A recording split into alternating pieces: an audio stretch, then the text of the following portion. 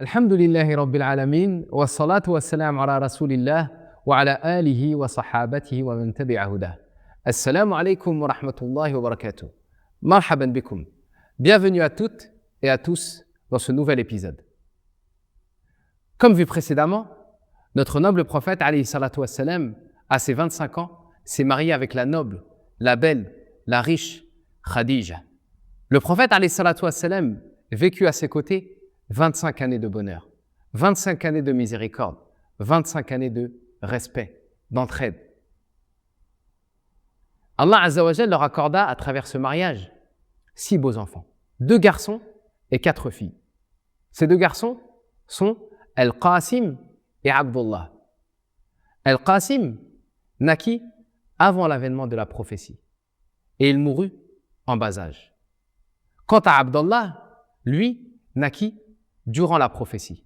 Mais tout comme son frère, il mourut en bas âge.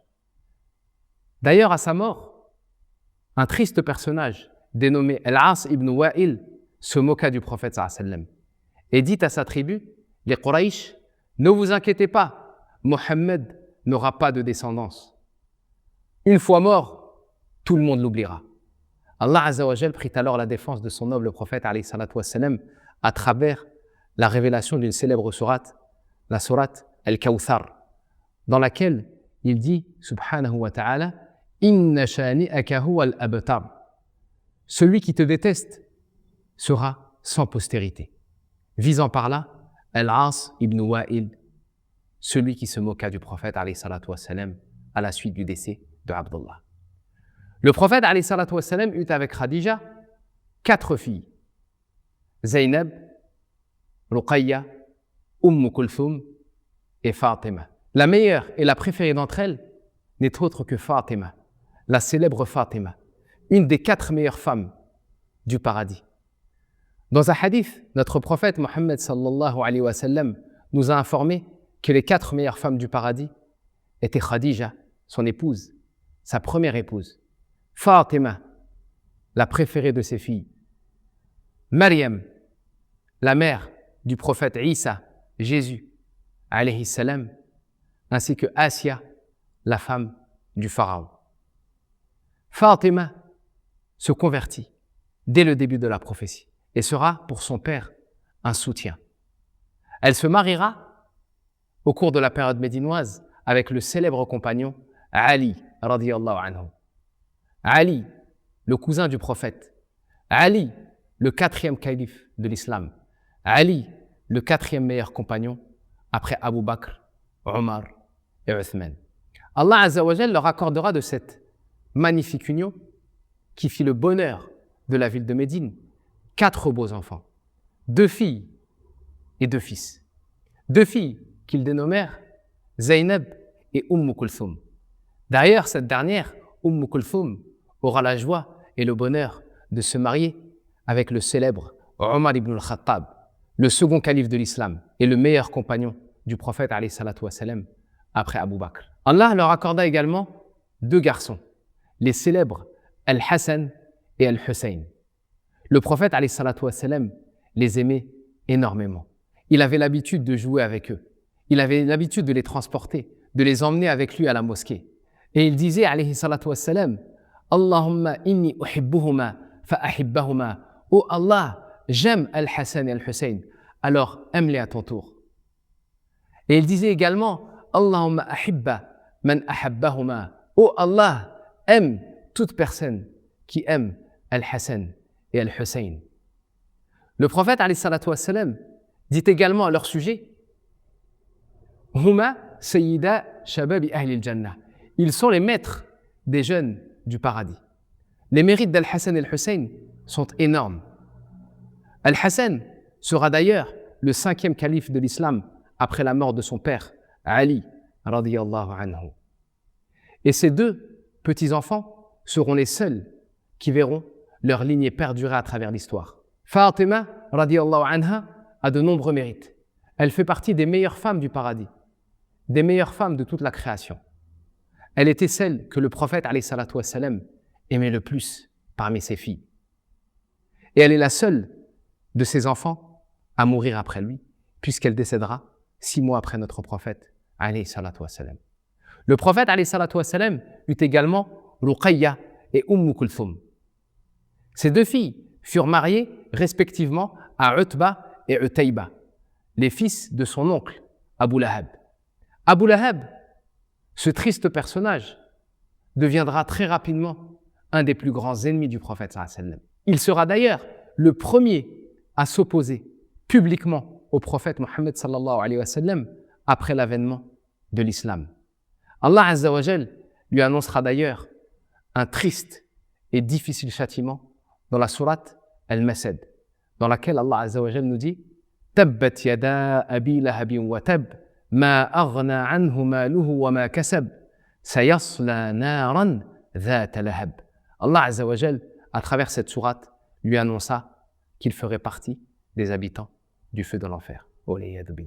À la suite de cette révélation, Abu Lahab, en colère, ordonna à ses 2 fils, Utba et Utayba, de divorcer immédiatement Ruqayya et Kulthum.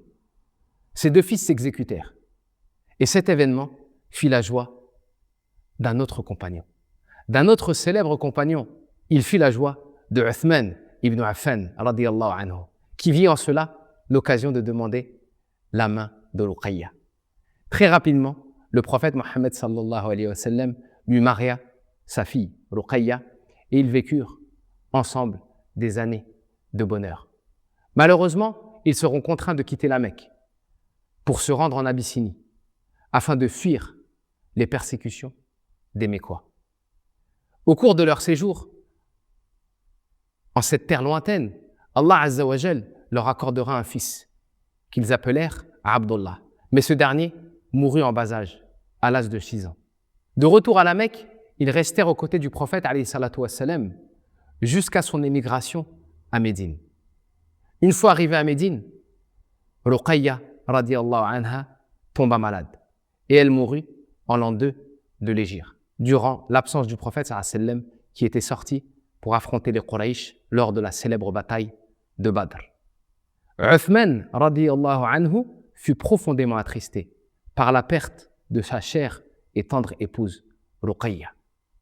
Mais, alhamdulillah, le prophète alayhi salatu wassalam n'allait pas tarder à l'honorer une nouvelle fois et à lui remonter le moral, puisqu'en l'an 3 de l'Hégire, il lui donna la main d'une autre de ses filles.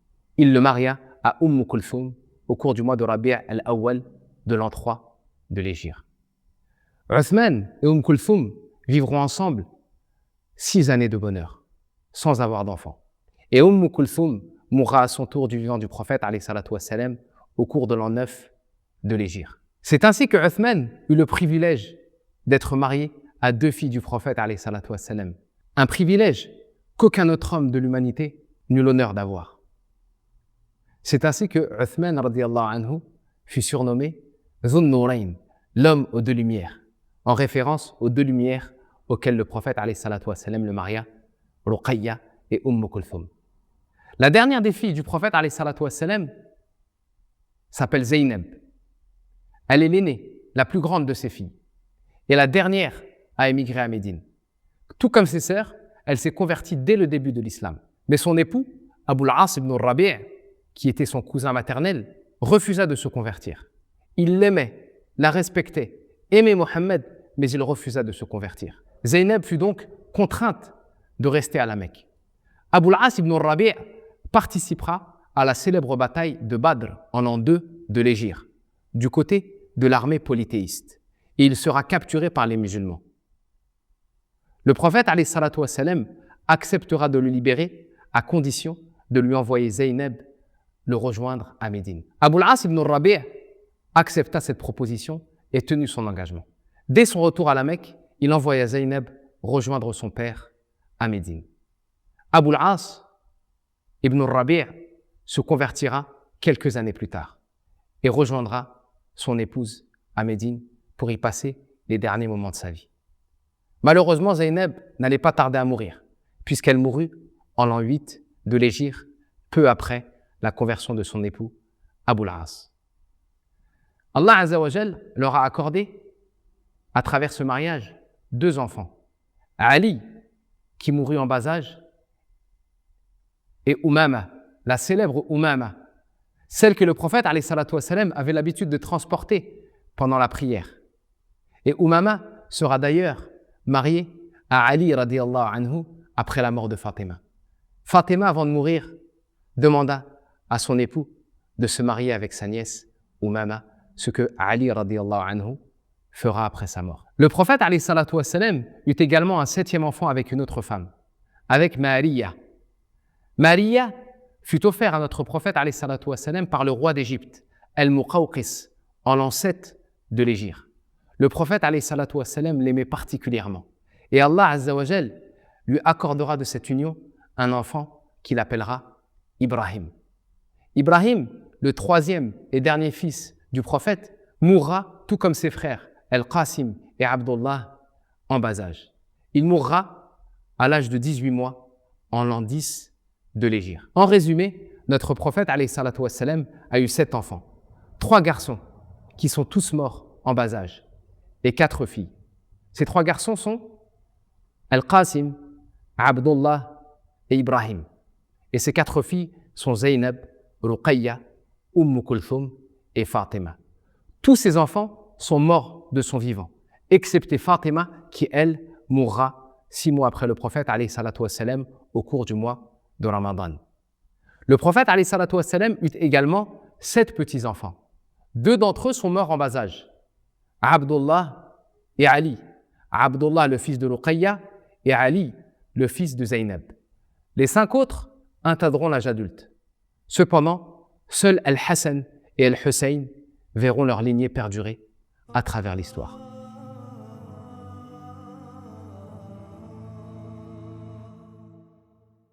On pourrait se poser la question suivante. Pourquoi est-ce qu'Allah Azza wa Jal a-t-il fait que tous les fils du prophète alayhi salatu wassalam sont morts en bas âge? Nous pouvons répondre à cette question à travers différents points. Premièrement, Allah Azza wa Jal est le créateur de l'univers. Il fait ce qu'il veut.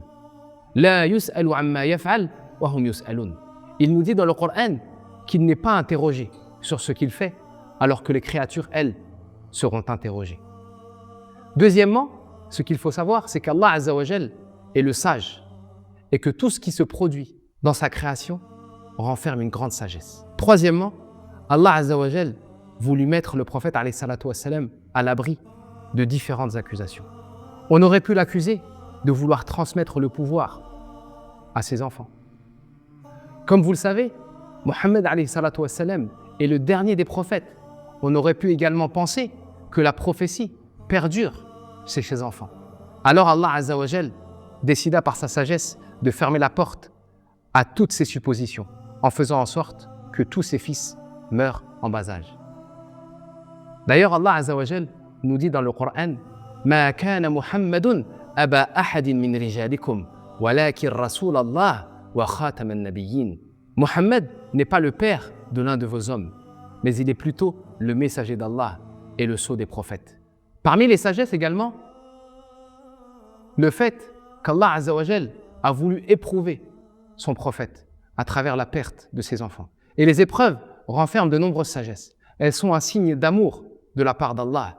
Elles élèvent le serviteur en degrés. Et elles permettent également de le purifier de ses péchés. Le prophète alayhi salatu wassalam nous dit dans un célèbre hadith « Idha ahabba Allahu qawman ibtalahum » Lorsqu'Allah Azza wa Jal aime des gens, il les éprouve. Il nous dit également alayhi salatu wassalam « Inna ashadda an-nasi bala'an al-anbiya thumma al-amthal fal-amthal » Il nous dit alayhi salatu wassalam « Les gens les plus éprouvés sont les prophètes, puis ceux qui les suivent dans la piété. » Donc à travers ces épreuves, Allah Azza wa Jal a voulu élever son prophète alayhi salatu wassalam, montrer son amour à notre prophète alayhi salatu wassalam, lui faire atteindre les plus hauts degrés de foi qui ne peuvent s'atteindre qu'à travers la patience et l'endurance et l'agrément face au destin et aux épreuves qu'Allah Azza wa Jal nous envoie. Je vous donne rendez-vous au prochain épisode pour découvrir la suite de la vie de notre noble prophète Mohammed sallallahu alayhi wa sallam. Qu'Allah vous préserve. Wassalamu alaikum wa rahmatullahi wa barakatuh.